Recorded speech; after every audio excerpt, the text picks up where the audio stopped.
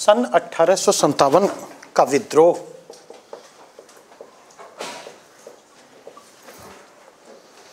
उन्नीसवीं सदी के पूर्वार्ध के दौरान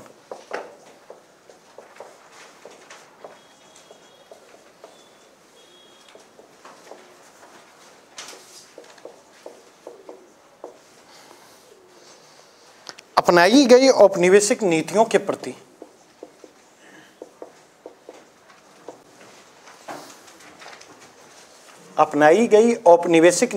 प्रति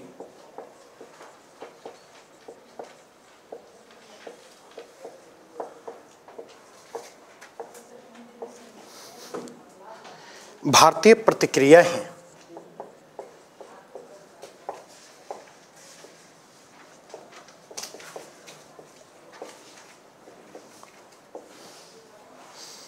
और अपनी तमाम सीमाओं के बावजूद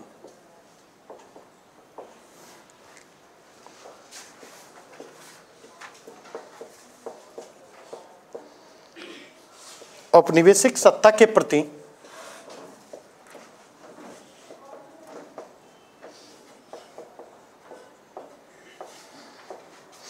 भारतीय प्रतिरोधों की परंपरा में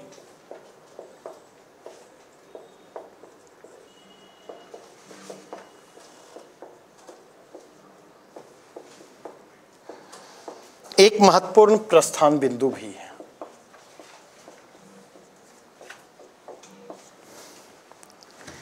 एक महत्वपूर्ण प्रस्थान बिंदु भी है।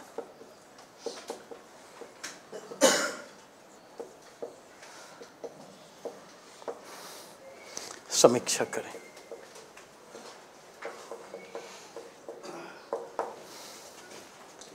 समीक्षा करें।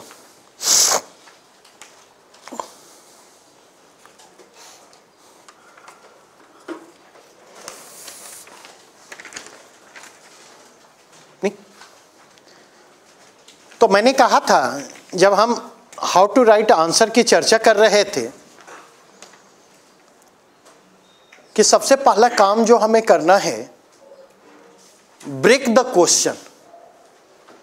प्रश्न को हम टुकड़ों में बांटें और प्रश्न को टुकड़ों में बांटते हुए हम प्रश्न की मांग को समझने की कोशिश करें, डिमांड ऑफ क्वेश्चन को आइडेंटिफाई करने की कोशिश करें।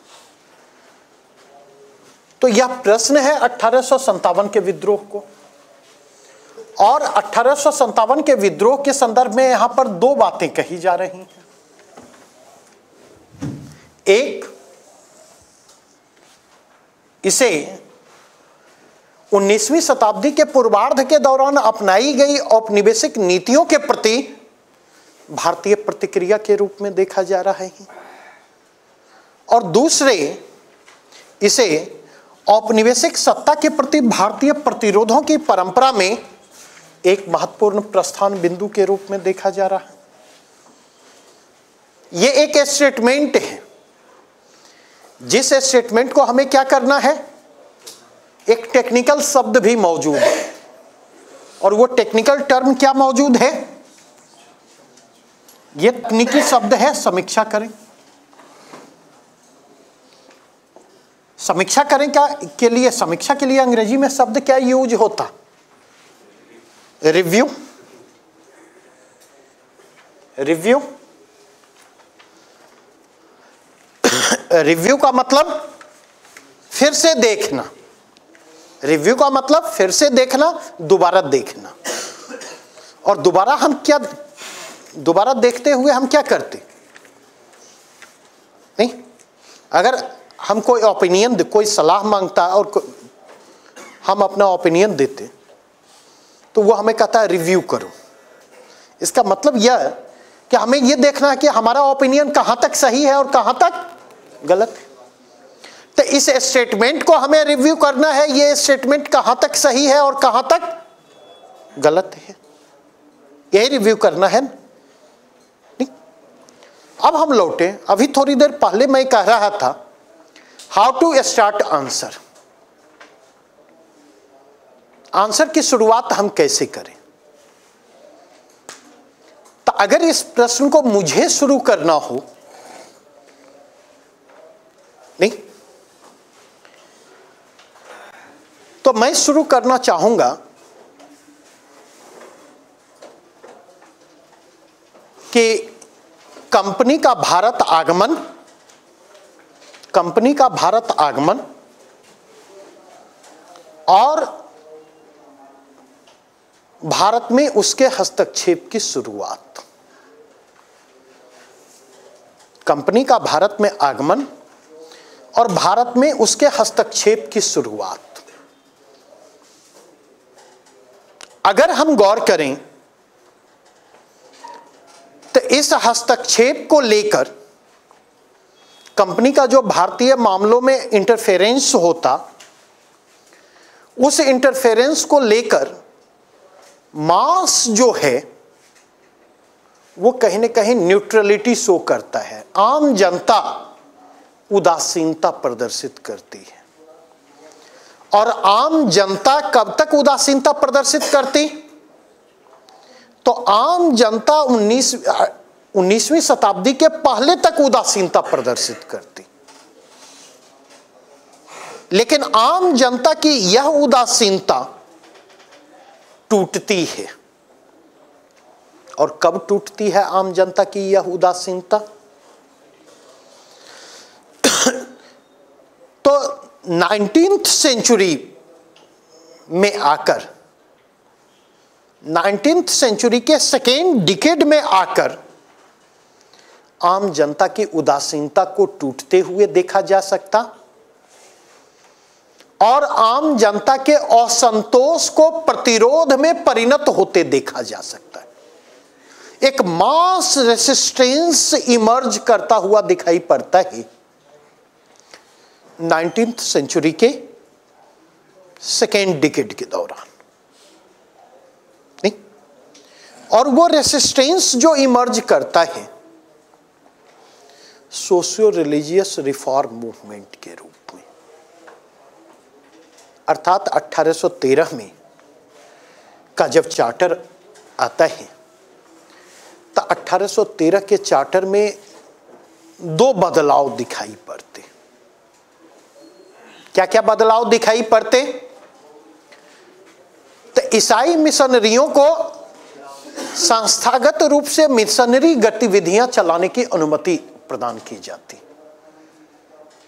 और जब मैं कहता हूं कि संस्थागत रूप से इंस्टीट्यूशनलाइज्ड फॉर्म में मिशनरी एक्टिविटी को प्रमोट किया जाता है, परमिट किया जाता है, तो हमारा इशारा है कि यह संस्थागत रूप तब लेता है जब उन्हें लैंड को परचेज करने का राइट दिया जाता, जो कि 1813 के चार्टर के द्वारा दिया जाता है।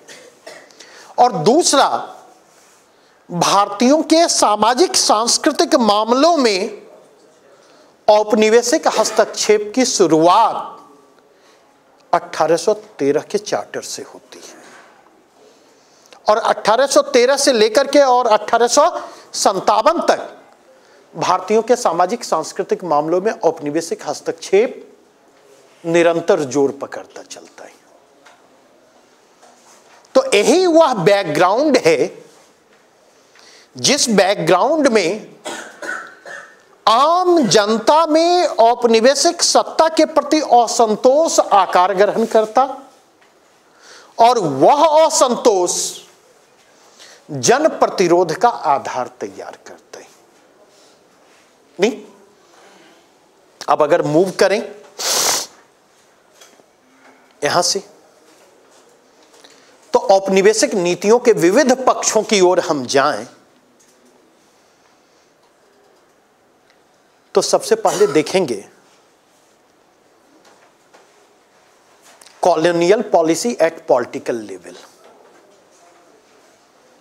19वीं शताब्दी का पूर्वार्ध जो है औपनिवेशिक सत्ता के राजनीतिक विस्तार का, कॉलोनियल पावर के पॉलिटिकल एक्सपेंशन का जो है वो कहा जाता है कि वह प्रचंड दोपहरी है। राजनीतिक विस्तार की प्रक्रिया अपने चरम पर पहुंचती, क्लाइमैक्स पर पहुंचती है और इसमें दो पॉलिसी अहम रोल प्ले करती है। एक पॉलिसी ऑफ सब्सिडरी अलायंसेज, जिसको इंट्रोड्यूस किया था वेलेजली ने, सहायक संधि की व्यवस्था। और policy of subsidiary alliances he culminate होता है किसके रूप में? डॉक्ट्रिन ऑफ लैप्स के रूप में। डॉक्ट्रिन ऑफ लैप्स जिसको कौन इंट्रोड्यूस करते? डलहौजी इंट्रोड्यूस करते हुए आते। तो कहीं ना कहीं इसके कारण भारतीय शासकों का एक हिस्सा जो इससे प्रत्यक्षतः प्रभावित हो रहा है, वह कहीं ना कहीं औपनिवेशिक सत्ता से असंतुष्ट होता और उसका असंतोष राजनीतिक प्रतिरोध का आधार तैयार करता है। अवध के विलय की चर्चा एक लाइन में कर दें, गोद लेने के अधिकारों के छीने जाने की चर्चा एक लाइन में कर दें, मुगल बादशाह के जो राजनीतिक और प्रशासनिक अधिकार थे प्रतीकात्मक ही रह गए थे, उन प्रतीकात्मक अधिकारों से उन्हें जो वंचित किया जाता है, एक लाइन में हम उसकी चर्चा कर दें। ठीक है। नंबर 2, एडमिनिस्ट्रेटिव लेवल पर अगर आप जाकर के देखें तो एडमिनिस्ट्रेटिव लेवल पर अगर हम देखें तो हम यह पाते हैं कि 19वीं शताब्दी के पूर्वार्ध में modern administration, modern policing, modern judicial system को इंट्रोड्यूस किया जाता है। और कहीं ना कहीं इस इंट्रोडक्शन ने भी प्रत्यक्षता परोक्षता भारतीयों को प्रभावित करने का काम किया। इस इंटरफेरेंस के कारण भी उनमें डिसकंटेंट, उनमें असंतोष जो है जोर पकड़ता हुआ आता ही। थर्ड फैक्टर की बात करें, थर्ड फैक्टर के रूप में मैं चर्चा करना चाहूंगा, वह है economic impact of colonial policies. और जब इकोनॉमिक इंपैक्ट की बात हम कर रहे हैं तो दो कंटेक्स्ट को हम ध्यान में रखें। देखें, हल्के से छू करके मत निकले, विस्तार से हम नहीं लिख सकते, लेकिन कम से कम जब हम आंसर लिख रहे हैं तो एक समग्रता झलकनी चाहिए। दरअसल औपनिवेशिक शासनकाल के दौरान भारतीय अर्थव्यवस्था के उपनिवेशीकरण की प्रक्रिया तेज होती है। आप अगर देखें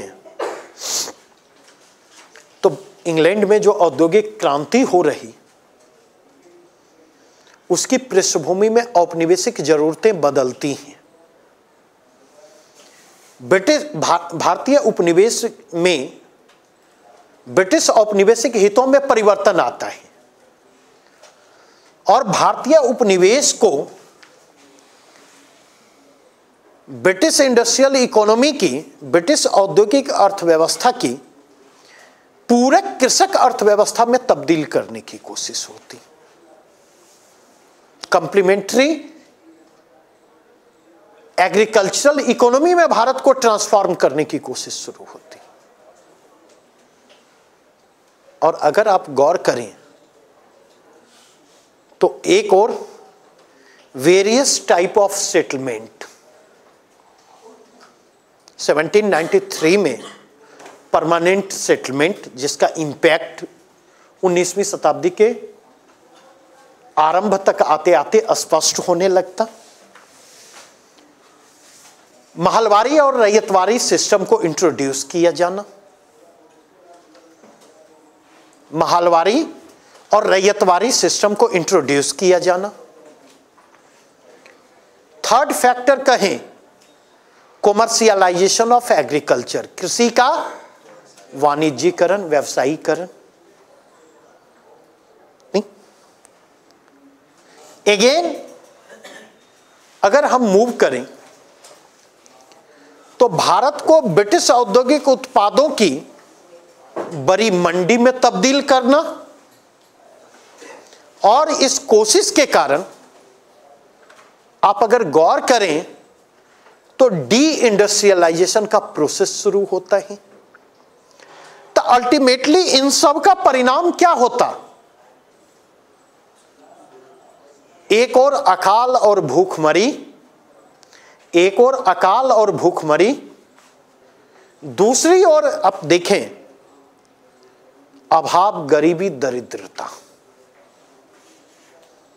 नहीं, ड्रेन ऑफ वेल्थ की प्रक्रिया का तेज होते चला जाना, धन के बहिर्गमन की प्रक्रिया का तेज होते चला जाना। मतलब आप देखें असंतोष का आधार व्यापक हो रहा है। अब अगर यहां से मूव करें सामाजिक सांस्कृतिक मामलों में हस्तक्षेप की नीति, अगर उसके कंटेक्स्ट में आप देखें सती प्रथा पर रोक, नरबलि शिशु हत्या पर रोक, विधवा पुनर्विवाह की दिशा में जो पहल होती है, तो स्ट्रॉन्ग रेसिस्टेंस इमर्ज करता दिखाई पड़ता वहां पर। नहीं, यही वह दौर है जिस दौर में मिशनरी एक्टिविटी भी तेज होती, धर्मांतरण की कोशिशें भी तेज होती, भारतीयों को असभ्य और भारतीय संस्कृति को निकृष्ट साबित करने की कोशिशें तेज होती हैं। व्हाइट मेन्स बर्डन थ्योरी जो है वह जोर पकड़ती है, उसको पॉपुलराइज किया जाता है औपनिवेशिक शासन के नैतिक औचित्य को साबित करने के लिए। अगेन अगर यहां से हम मूव करें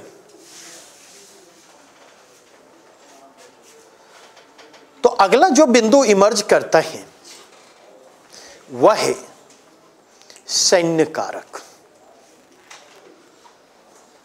क्योंकि औपनिवेशिक सैन्य नीति जो है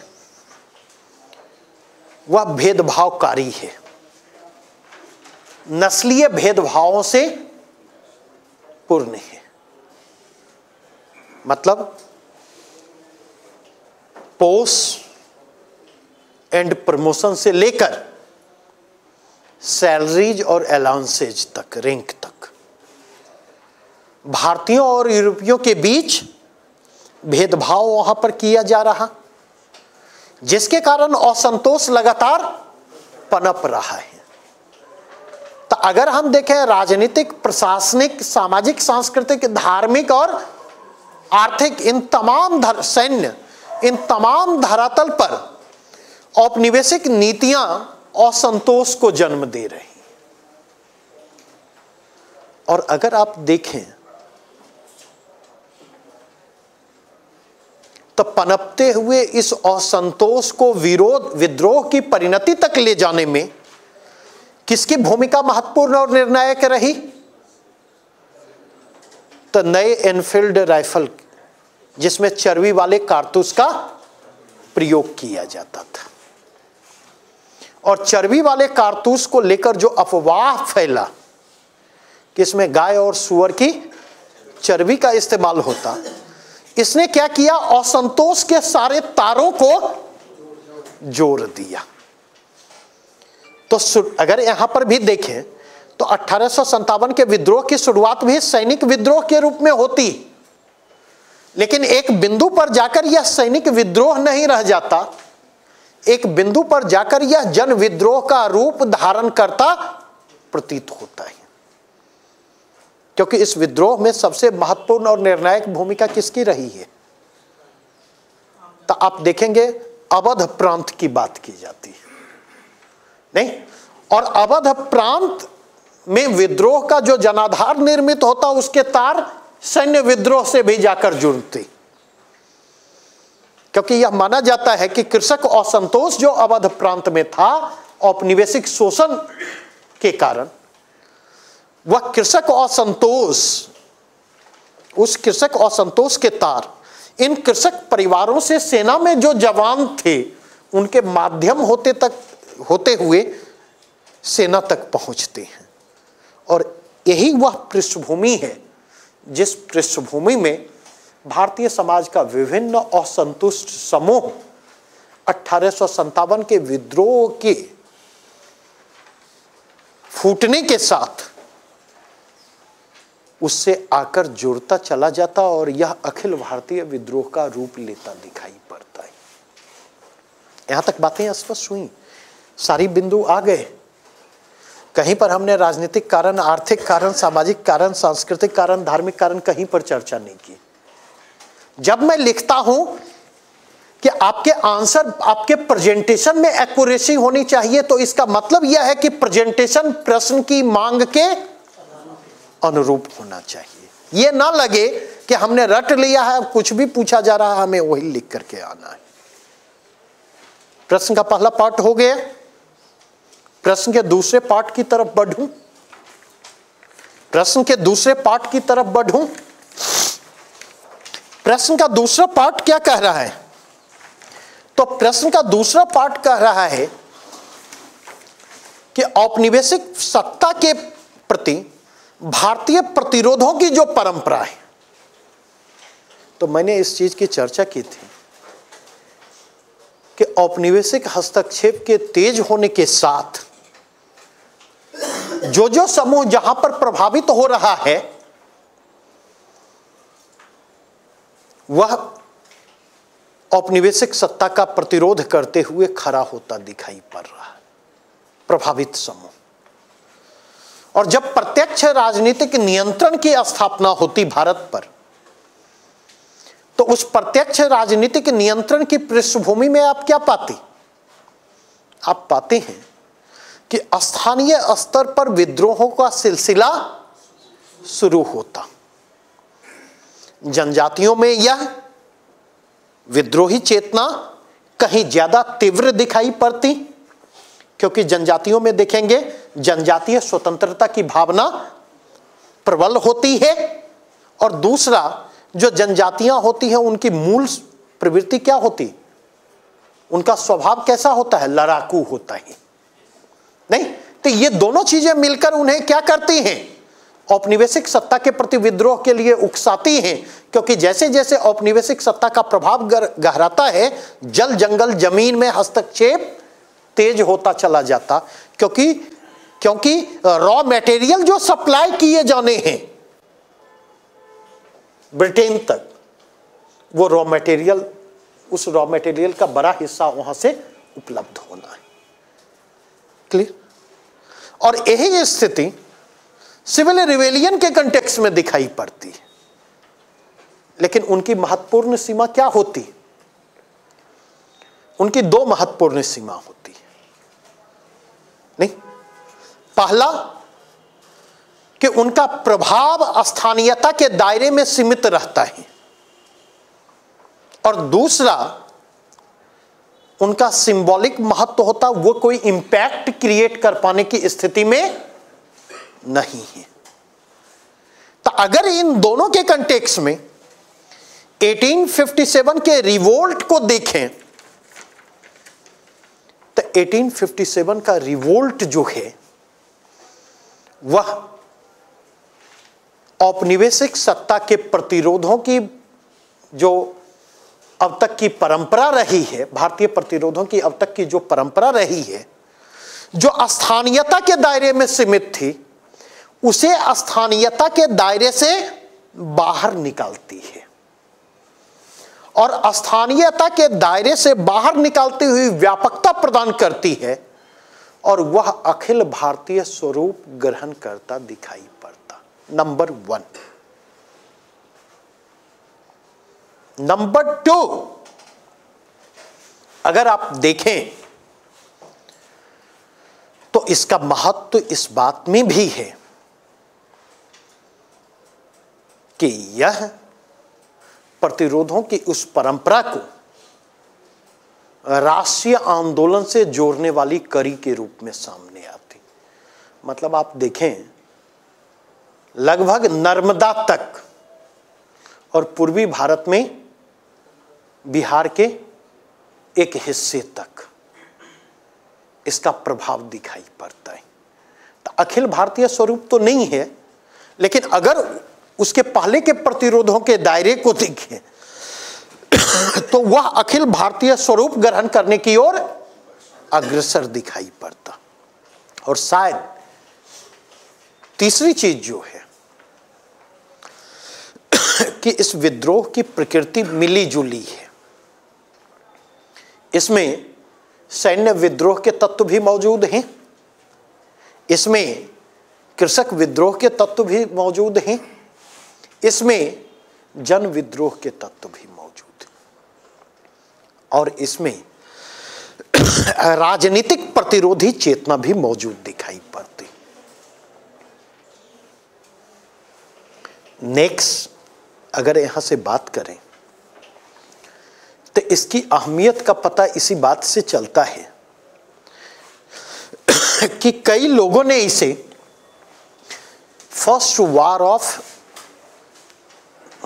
war of Indian national independence, प्रथम राष्ट्रीय स्वतंत्रता संग्राम के रूप में देखने की कोशिश की है। और राष्ट्रीय आंदोलनों की कई लोग शुरुआत 1857 के विद्रोह से मानते हैं। तो ऐसा है या नहीं है, यह एक अलग प्रश्न हो सकता, लेकिन इससे इस बात का तो संकेत मिलता है कि 1857 के विद्रोह की क्या अहमियत रही है। बस यही तो प्रश्न है, इसके आगे कुछ रह जाता है इसमें। क्लियर? हाँ, अब वो हमारा इस प्रश्न का कंसर्न नहीं है। उसके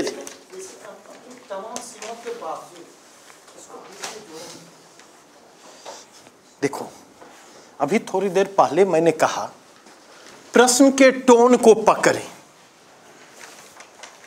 जब तक प्रश्न के टोन को आप नहीं पकड़ेंगे, प्रश्न के साथ जस्टिस नहीं कर पाएंगे।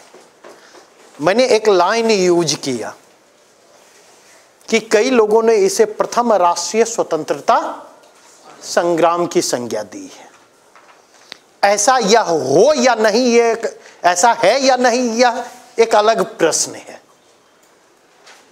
कहा ना मैंने इतनी बात कहने का मतलब क्या हुआ?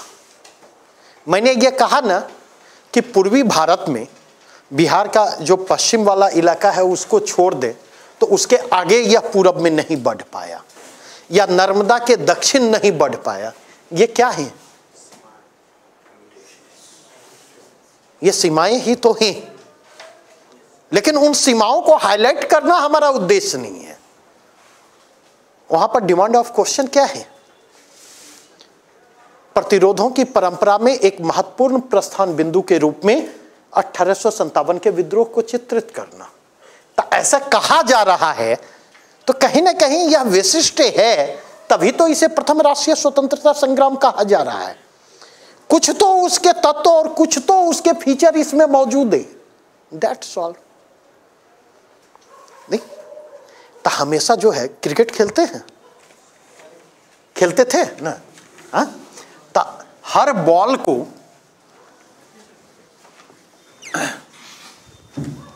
हार्ड हिटिंग नहीं करना पड़ता।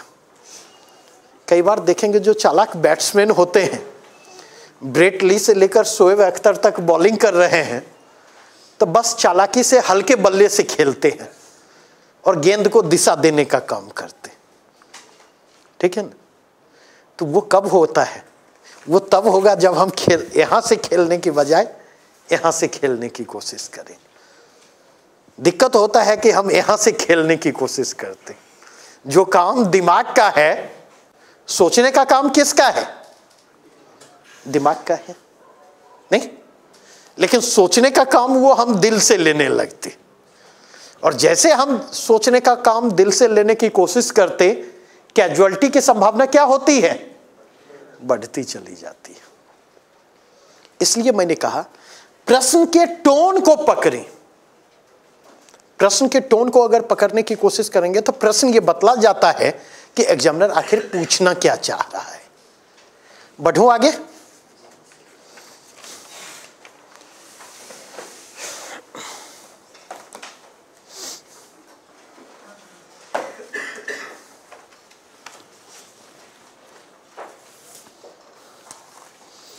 मूव करें। सेकंड क्वेश्चन है, मुंडा विद्रोह की प्रकृति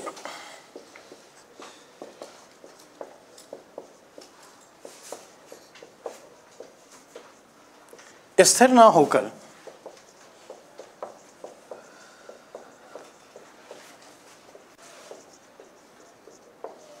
विकसनशील रही है।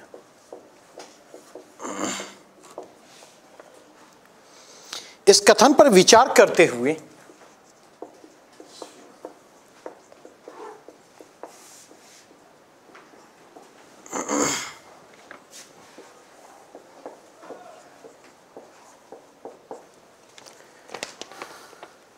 मुंडा विद्रोह की जटिल प्रकृति का उद्घाटन करें।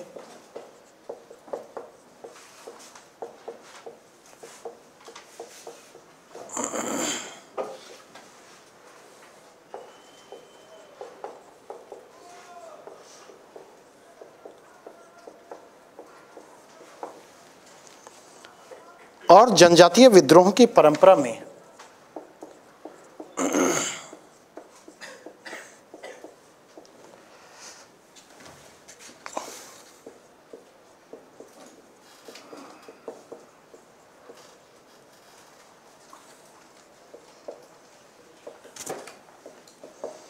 उसके स्थान का, उसके महत्व का मूल्यांकन करें।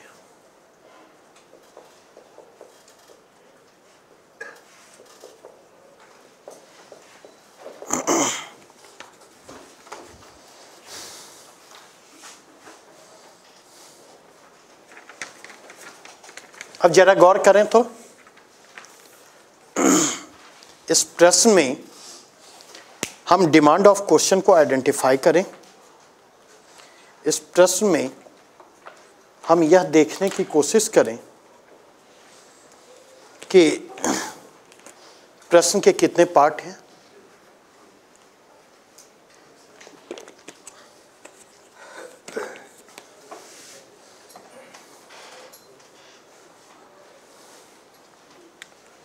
ठीक है?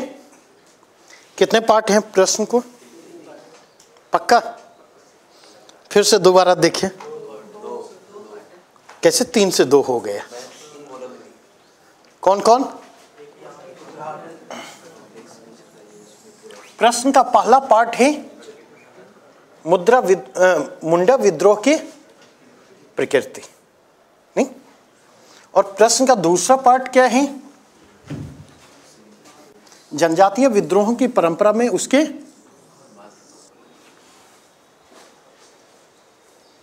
नहीं? जरा इससे कोशिश करेंगे। अगर डिमांड ऑफ क्वेश्चन को हमने आइडेंटिफाई कर लिया तो 2 कंटेक्स्ट में इस प्रश्न को हमें डील करना है। पहला कंटेक्स्ट है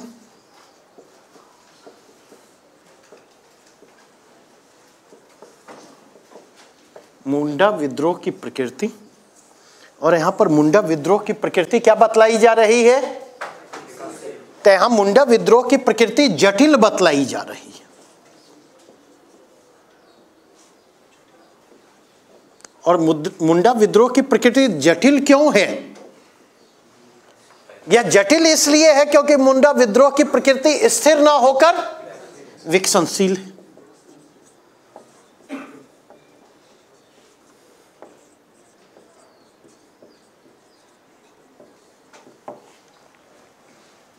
क्योंकि इसकी प्रकृति स्थिर ना होकर विकसनशील है, लगातार इसकी प्रकृति परिवर्तित होती रही है। और फिर प्रश्न का दूसरा डायमेंशन क्या है? प्रश्न का दूसरा डायमेंशन है जनजातीय विद्रोहों की परंपरा में उसका महत्व।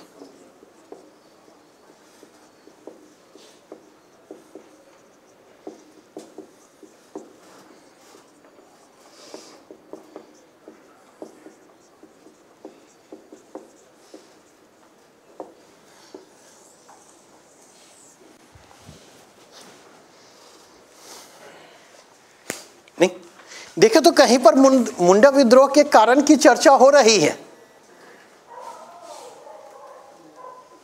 कहीं पर मुंडा विद्रोह के कारण की चर्चा हो रही है? नहीं। नहीं, तो अगर मुंडा विद्रोह के कारण की चर्चा नहीं हो रही है तो अनावश्यक हम इस बात का प्रश्न में क्यों उल्लेख करें कि मुंडा विद्रोह के ये कारण है? जरूरत है? नहीं। नहीं, लेकिन बिना कारणों के क्या उसकी प्रकृति की चर्चा की जा सकती है? बिना कारणों के उसकी प्रकृति की भी चर्चा नहीं की जा सकती। तो यहां पर जो हमारा अप्रोच होगा, यहां पर जो हमारा अप्रोच होना चाहिए वो किस रूप में होना चाहिए? मुंडा विद्रोह की शुरुआत, मुंडा विद्रोह की शुरुआत और उसके विस्तार एवं विकास, इसको हम दिखाएं। और मुंडा विद्रोह की शुरुआत, इसके विस्तार एवं विकास को दिखाने के क्रम में हम यह दिखलाने की कोशिश करें कि इसकी प्रकृति में किस प्रकार परिवर्तन आ रहा है। मुंडा विद्रोह की शुरुआत और उसके विस्तार एवं विकास, ये स्टार्ट जहां से होता और उसके बाद जिस तरह यह डेवलप करता है अपने एक्सपेंशन के साथ,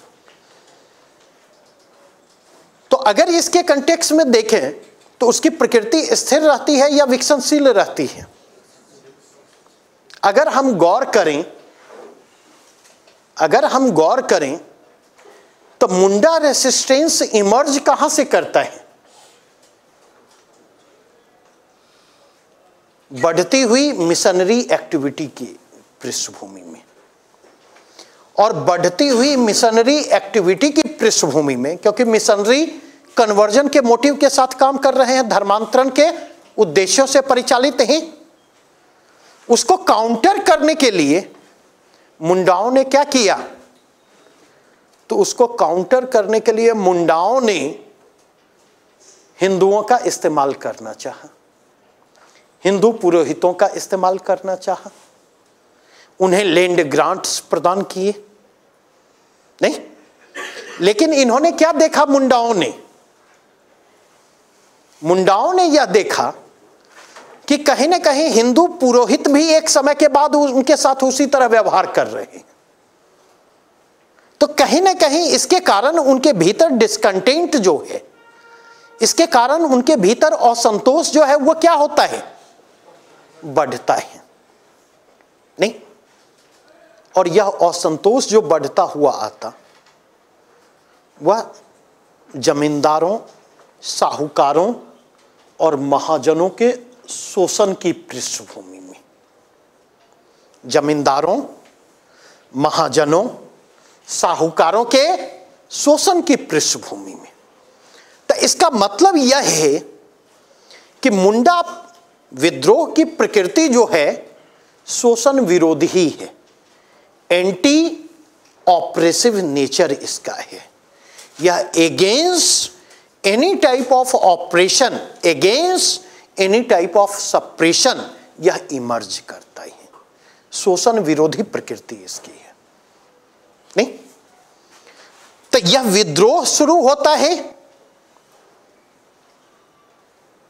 जमींदारों, साहूकारों और महाजनों के विरोध में।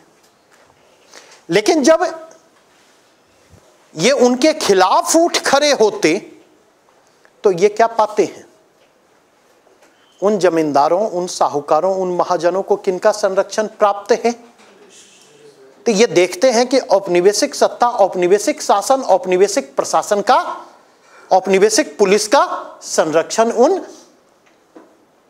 शोषक ताकतों को प्राप्त है। तो इसकी पृष्ठभूमि में इनकी शोषण विरोधी प्रकृति इस विद्रोह की प्रकृति को परिवर्तित करती है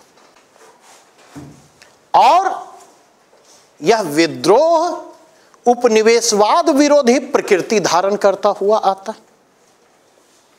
यह विद्रोह उपनिवेशवाद विरोधी प्रकृति धारण करता हुआ आता। आप अगर देखें तो जनजातीय विद्रोह में दो विद्रोह रहे हैं जिनकी प्रकृति आद्य आधुनिक प्रोटो मॉडर्न और आद्य राष्ट्रीय प्रोटो नेशनलिस्ट रही है। प्रोटो मॉडर्न और प्रोटो नेशनलिस्ट नेचर जिनका रहा है। और ये दो विद्रोह कौन है?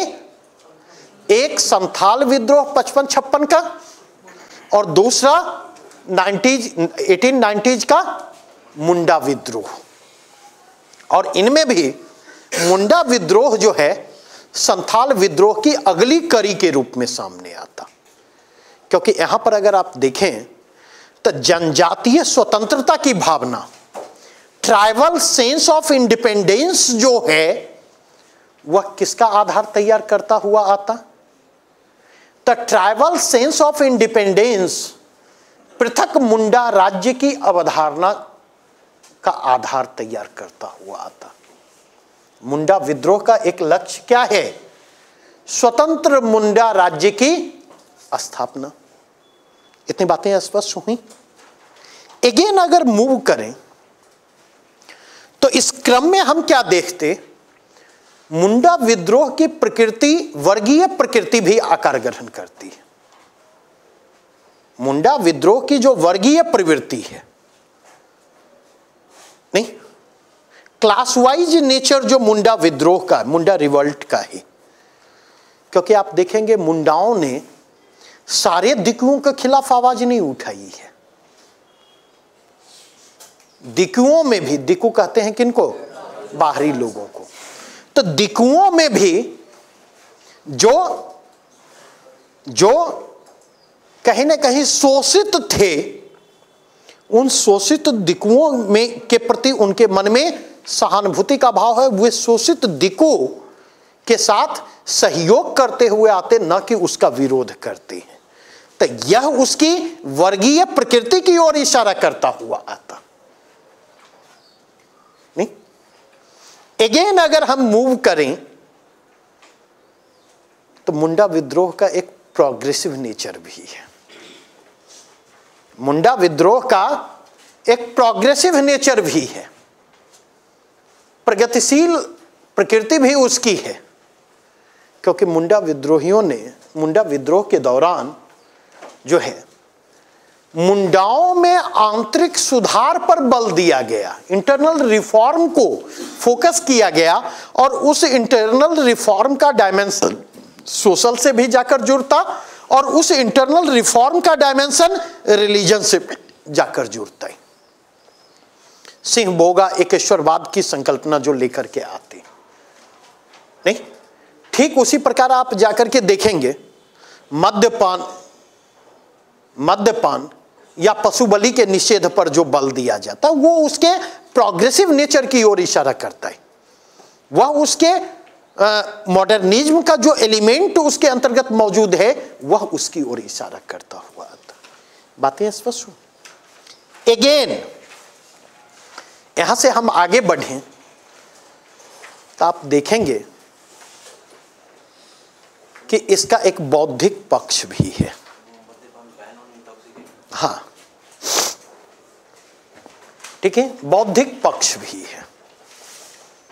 मुझे लगता है जनजातीय विद्रोहों में अगर इंटेलेक्चुअल लीडरशिप किसी विद्रोह को मिली तो वो किसको मिली है? मुंडा विद्रोह को मिली है। क्योंकि बिरसा मुंडा के पास औपनिवेशिक शासन की भी बौद्धिक समझ है, ईसाईयत और हिंदुइज्म की भी बौद्धिक समझ है। और उसी बौद्धिक समझ के अनुरूप उन्होंने विद्रोह के एजेंडे को निर्धारित किया। और केवल विद्रोह के एजेंडे को निर्धारित नहीं किया, बल्कि मुंडाओं की भाषा में, मुंडाओं की शैली में अपने उस प्रगतिशील एजेंडे को उन्होंने विद्रोहियों के एजेंडे में तब्दील कर दिया। तो वह इंटेलेक्ट लीडरशिप जो है, इसकी बौद्धिक प्रकृति जो है, इसकी बौद्धिक प्रकृति भी इसे क्या करती है? विशिष्ट बनाती हुई आती। लगभग चीजें आ गई, लगभग सारी चीजें आ गई। अरे आद्य आधुनिक का मतलब यह है कि मुंडा विद्रोह को देखेंगे तो उनमें दो तरह के तत्व आपको मिलेंगे। कुछ आधुनिक तत्व भी मौजूद मिलेंगे और कुछ प्राचीन मध्ययुगीन तत्व भी इसमें मौजूद मिलेंगे। तो बेसिकली अगर आप जाकर के देखें, जो भी ट्राइब्स हैं वो मॉडर्निटी और मॉडर्निज्म से बहुत दूर हैं। नहीं, आज भी जो ट्राइब्स हैं वो आधुनिक जीवन से दूर हैं, आधुनिक जीवन शैली से दूर हैं। वो प्राचीन और मध्यकालीन जीवन शैली को आज भी उन्होंने अपना रखा है। नहीं तो मूल रूप में उनकी प्रकृति तो मध्यकालीन हो जाएगी, प्राचीन हो जाएगी। नहीं, लेकिन जहां आधुनिकता का असर थोड़ा बहुत दिखाई पड़ता तो वहां पर उस असर की व्याख्या हम उस मॉडर्निज्म के कंटेक्स्ट में करेंगे, उस असर की व्याख्या हम नेशनलिज्म के कंटेक्स्ट में करेंगे। क्योंकि सही मायने में देखें तो संथाल विद्रोह के समय नेशनलिज्म का इमरजेंस नहीं हुआ है, लेकिन मुंडा विद्रोह जिस समय हो रहा है उस समय नेशनलिज्म का भी, नेशनल मूवमेंट भी अपने पहले चरण से दूसरे चरण की तरफ अग्रसर है। नेशनलिज्म का उस समय तक इमरजेंस हो चुका है। तो ऐसी स्थिति में अगर नेशनलिज्म का इमरजेंस हो रहा है और एक सक्षम बौद्धिक नेतृत्व मुंडाओं के पास है, तो ऐसी स्थिति में हम ये उम्मीद कर सकते कि उस नेशनलिज्म और नेशनलिस्ट सेंटिमेंट का असर कहां पर दिखाई पड़े, मुंडा विद्रोह पर भी दिखाई पड़े। इसलिए देखेंगे कि यह अकेला ऐसा जनजातीय विद्रोह है जिसमें औपनिवेशिक सत्ता से मुक्ति का, औपनिवेशिक शासन से मुक्ति का स्वप्न मौजूद है। और उस समय बिरसा मुंडा औपनिवेशिक शासन से मुक्ति का स्वप्न देखते हैं। जिस समय यह स्वप्न, उस समय के राष्ट्र, जिस समय इस स्वप्न को देखने का साहस उस समय के भारतीय राष्ट्रवादियों में भी मौजूद नहीं था। उन राष्ट्रवादियों में जो आधुनिक शिक्षा, आधुनिक विचार, आधुनिक चिंतन के कहीं ज्यादा करीब थे, उनसे जुड़े हुए थे, उनका भी विरोध अन्य ब्रिटिश रूल से है, ब्रिटिश रूल से विरोध नहीं है। लेकिन मुंडाओं का विरोध अन्य ब्रिटिश रूल से भी है और ब्रिटिश रूल से भी है। बातें अब स्पष्ट हुई यानी, क्योंकि हो सकता है आद्य आधुनिक, आद्य राष्ट्रीय प्रकृति पर प्रश्न पूछ दिए जाए। तो शब्द के मतलब को अगर हम समझेंगे तो अपनी जरूरत के हिसाब से हम इंटरप्रेट कर पाने की स्थिति में होंगे या नहीं। बातें स्पष्ट हुई? बढ़ूं आगे, प्रश्न के दूसरे पार्ट पर आए। नहीं, जनजातीय विद्रोह की परंपरा में अगर मुंडा विद्रोह के महत्व को हम देख रहे हैं तो किन कंटेक्स्ट में हम देखेंगे? तो एक व्यापकता के कंटेक्स्ट में देखेंगे, व्यापकता के कंटेक्स्ट में देखेंगे। दूसरा, इसके महत्व को किस कंटेक्स्ट में देखेंगे? तो दूसरा, इसके महत्व को हम जो देखें वह उसकी प्रकृति के संदर्भ में देखें। नहीं, तीसरा कंटेक्स्ट हम जो देखें तदयुगीन राष्ट्रीय आंदोलन के परिप्रेक्ष्य में इसके महत्व को हम रेखांकित करें। नहीं, चौथा कंटेक्स्ट अगर देखेंगे, पूर्ववर्ती जनजातीय विद्रोहों की तुलना में हिंसा के तत्व आपको यहां पर कहीं अधिक मुखर दिखाई पड़ेंगे। हिंसा के तत्व कहीं ज्यादा मुखर दिखाई पड़ेंगे मुंडा विद्रोह में। पांचवा कंटेक्स्ट अगर देखें तो परिणामों के धरातल पर भी देखेंगे तो यह सर्वाधिक सफल जनजातीय विद्रोह है, क्योंकि छोटा नागपुर काश्तकारी अधिनियम जो है वह मुंडा विद्रोह की ही तार्किक परिणति है, जो उसकी सफलता की ओर इशारा करता हुआ आता। ये बातें स्पष्ट हुई या नहीं? नहीं, तो ये वे कंटेक्स्ट हैं जिस कंटेक्स्ट में हमें रिस्पॉन्ड करना है। बढ़ूं आगे यहां से। कहीं पर हमने कारण की चर्चा नहीं की, कहीं हमने ये नहीं लिखा कि इसके ये कारण है। हमने उठाया विद्रोह स्टार्ट कहां से हो रहा और कैसे विद्रोह एक्सपेंड कर रहा है, विकसित होता जा रहा है और उसकी प्रकृति में परिवर्तन आता चल रहा है। हम लिंक करते चले गए, और जब लिंक करते चले गए तो वहां पर कारण के संकेत ऑटोमेटिकली कोई लेना चाहे तो मिल जाएगा नहीं, लेकिन प्रेजेंटेशन हमारा पूरा का पूरा क्या है? प्रश्न की मांग के अनुरूप।